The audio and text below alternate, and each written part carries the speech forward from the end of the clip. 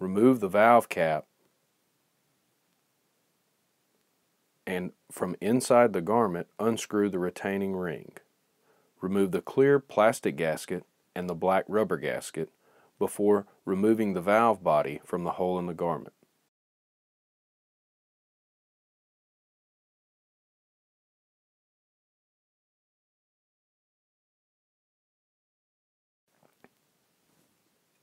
Unscrew the retaining ring from the new replacement valve and insert threaded end into the hole of the garment.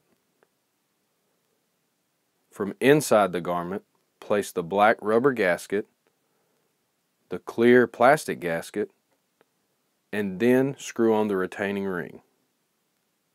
Hand tighten. The garment should then be pressure tested. Place the diaphragm on the center post inside the valve body crosspiece.